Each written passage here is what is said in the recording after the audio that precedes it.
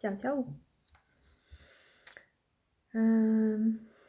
Praegu just märkasin, et mul ei ole kõrvaklappe. Ma loodan, et minu häält on kuulda. Aga täna tuli juhatus rääkida rahast ja kohe nagu mina kui enda vaatenurgast vaatan sellele peale, siis mõtlen, et okei, mul ei ole nagu mitte midagi rahast rääkida, sest et mina ise ei ole nagu esiteks spetsialist, teiseks rahaline seis on minu elus olnud suhteliselt täbar kogu aeg. See tähendab seda, et peost suhu, palgapäevast palgapäevani. Ja ühesõnaga mina ego tasandil ütlen, et aga mul ei ole mitte millestki rääkida. Aga ma saan aru, et juba ülevalt poolt tuleb juhatus, et lihtsalt on vaja lahti rääkida mingisugused teemad seoses rahaga. Mida ma inimesena saan sulle praegu öelda, on see, et raha on trigger. Väga paljud inimesed jooksevad raha järgi, vastupidiselt sellele, et kutsuda raha hoopis enda juurde. Ja mida rohkem sa taga ajad, seda rohkem raha eest ära jookseb. Nii lihtne see ongi.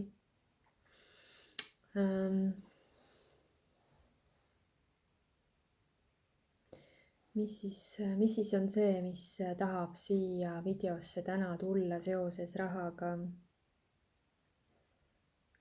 Öeldakse esimese asjana, et võta vastu otsus, et mina olen rikas.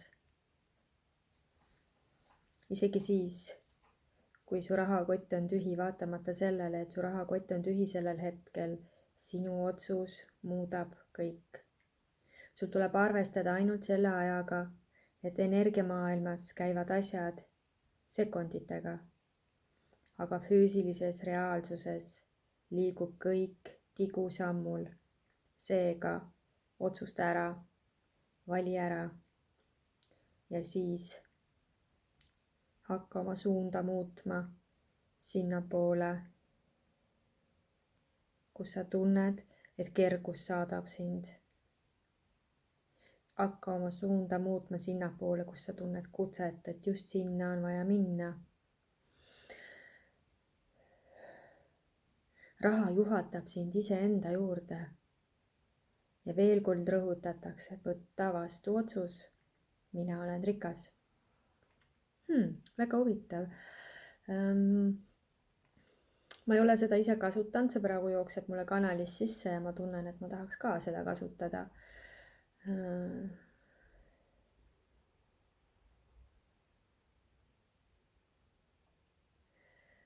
Allikas ütleb, et sinu sees pole nii palju jõudu, et rabada tööd lõputult ja piiritult, et luua see küllus endale, mida sa igatsenud oled.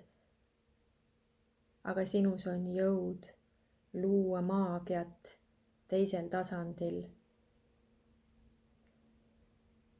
Lähtudes nendest süsteemidest, mis universumis õhus liiguvad, ehk et sa laadid alla ise selle informatsiooni. Aga seal on üks aga. See vajab teadlikkust ja see vajab ühendust iseenda tõelise olemusega. Ehk sul on siit ühendus ülesse. Kui sul on ühendus, on sul tugev intuitsioon. Energia voolab vabalt. Ja näidatakse, et kui energia voolab vabalt, siis raha voolab vabalt. Väga põnev. Kas on veel midagi, mis peaks täna sellesse videosse tulema? Vastutus, võta vastutus. Ja vastutusega seoses on ka hästi huvitavad lood inimestel, et nad tahavad raha, aga nad ei võta täielikku vastutust iseenda loomingu eest, mida nad siia maailma või mida nad siia universumisse loonud on.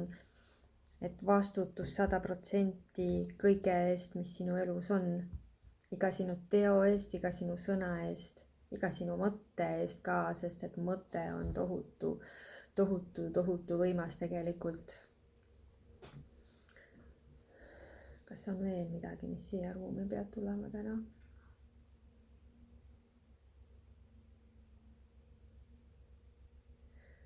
Ma üritan sellest lausest aru saada, mis mulle öeldi. Iseendaks olemise potentsiaal loob turvalise keskkonda, kuhu saad laadida kõik emotsioonid, mured, mis viivad tervenemisse, ehk siis lased endast välja need valud, need mured, kõik need asjad, mida sa oled endale kinni surunud siia, kõik, mida sa oled alla surunud siia. Ja kui tekib küsimus, aga kuule, et on ju väga palju rikkaid inimesi, kes on emotsionaalselt nii katkid ja inimesi on igasuguseid, valikuid on igasuguseid. Sõltub sellest, millise karmaga sa siia oled tulnud. Näiteks kui ma kuulasin just üsna hiljuti ühte podcasti numeroloogiast, ma ei mäleta enam selle nime, kes see numeroloog oli seal, aga ta rääkis nendest sünnikuupäeva numbritest ja ta rääkis, et 28 on nagu ülihea number, et 28 kuupäev on puhas raha, puhas küllus, et 2 + 8 veel teeb kokku 10 ja kui vaadata nagu tarokaarte, siis 10 on ka, kusjuures ma enne segasin kaarte ja mul tuli see müntide 10, ma vist ei leia seda praegu üles, et ühesõnaga, et minu sünnipäev on 28 ja ta rääkis sellest kuupäevast, et need inimesed tegelikult on võimsad rahalises plaanis, et nendel on raha. Ja siis ma vaatan, et okei, ma ei tea, millest te räägite. Ja siis ma olen käinud või kohtunud paari selgeltnägijaga, kes samamoodi on vaadanud ja lugenud mu välja, ütleb, et aga raha ei ole sul üldse teemaks, sul on külluses raha. Ja mina mõtlen ikka, et okei, väga äge, aga mul ei ole külluses raha, et mis mõttes, et peost suhu olen elanud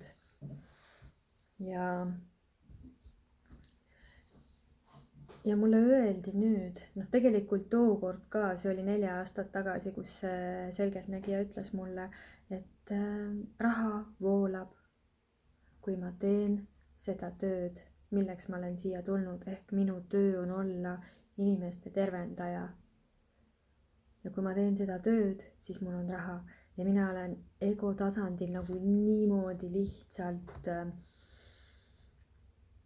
ära laveerinud sellest, sest ma ei julgenud vastutust võtta, sest et see töö vajab vastutust. Mida teadlikum sa oled, seda suurem vastutus on.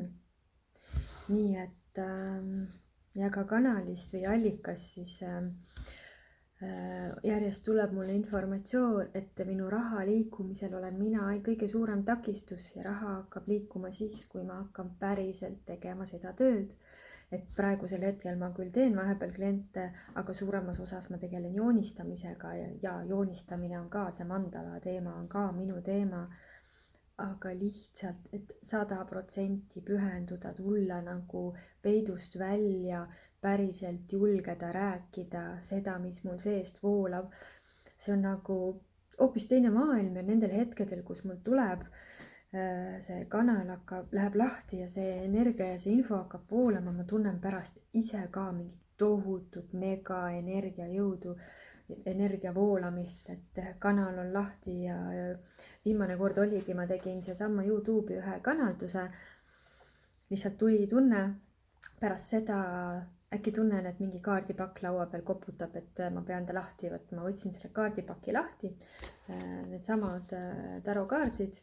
Ma olen neid kaarte käinud õppimas, ma aasta aega õppisin neid kursusel, no tee mis tahad, need kaardid mulle ei räägi. Kui ma vaatan raamatust tähendust, siis jah, see on informatsioon, aga kaardid peavad olema nii, et sa laod need laua peale ja sul ei ole vaja mingit tähendust raamatust otsida, sul lihtsalt hakkab info voolama. ja sa kujutad ette, siis need kaardid lihtsalt hakkasid rääkima. Info voolas, nad kässid mul panna mingisugune arv neid kaarte laua peale, ma panin ja ma lugesin ja see oli minu enda elu peale pandud ja see oli lihtsalt nii äge. ja ma lihtsalt lugesin neid kaarte, info jooksis, ma sain aru, et esimene rida oli see, mis oli minevik. Üks väga oluline mees mängis minu elus rolli, kus toimus muutus. Ja selle päris elus siis ma selle inimesega kohtusin detsembri keskpaigas. Ja siis näidati, et mis asjad hakkavad muutuma, et minu müürid kukuvad alla, tornikaart oli seal, näitab seda, et mingid müürid kukuvad kokku ja need müürid lihtsalt järjest kukuvadki, mingid asjad saavad nähtavaks, aga kõige ägedam selle juures oli see, et see kanal oli mul lahti, ma läksin järgmine päev metsa, kõik rääkis minuga, info ainult jooksis, nii et üles kirjutada ma niikuinii ei viitsi, sest et see infot tuleb nii palju, et ma ei jõua kirjutada, et nendel hetkedel, kui mul on telefon käepärast, siis ma lihtsalt panen diktofoni tööle ja lasen diktofoni selle teksti, mis mul tuleb ja tihtipeale jookseb mul öösel, nii et öösel ma jällegi ei kirjuta ega pane ka diktofoni, sest et teised magavad.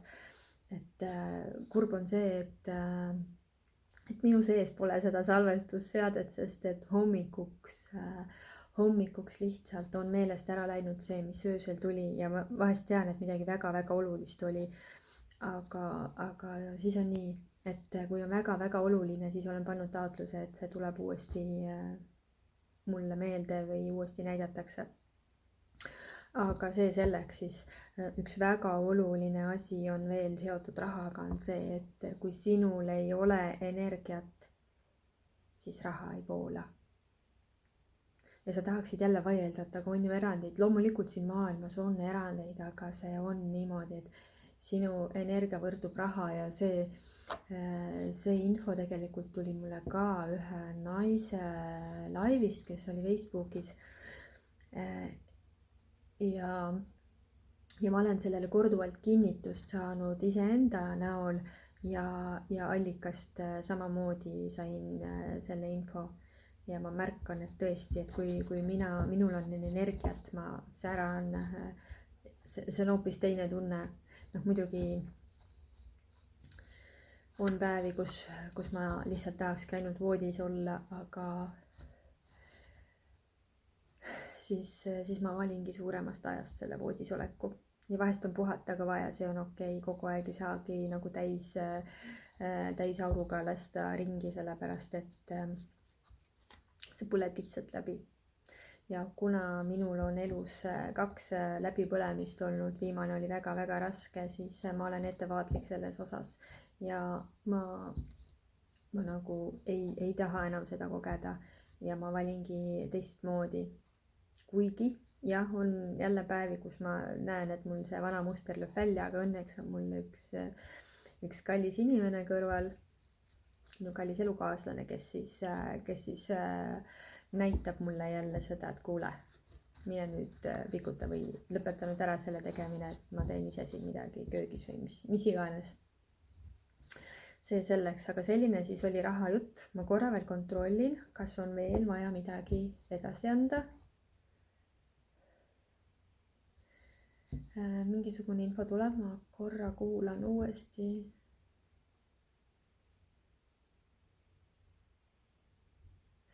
Ta ütleb, et raha pole vahend enese upitamiseks. Raha on nautimiseks iseenda elu ja paremate võimaluste loomiseks. Iseenda maailma. Ehk siis läbi selle raha kogemuse sina saad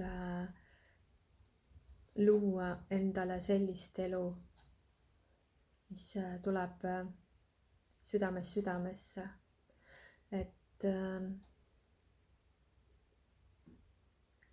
raha annab sulle võimalused teha midagi head iseendale ja kogu maailmale ja seal taga on ka vastutus. et sa pead võtma ka vastutuse.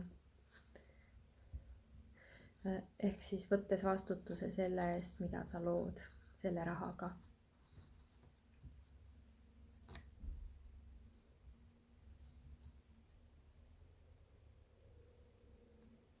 Et raha abil on võimalik teha head ja raha abil on võimalik teha kurja. Et see on sinu valik, mida sa teed. Üks väga tore lause on selle kohta ka muidugi, et karma teab, kus sa elad. Nii et tänaseks on kõik. Et selline siis väike loog rahast. Aga järgmiste kordadeni. Tšau!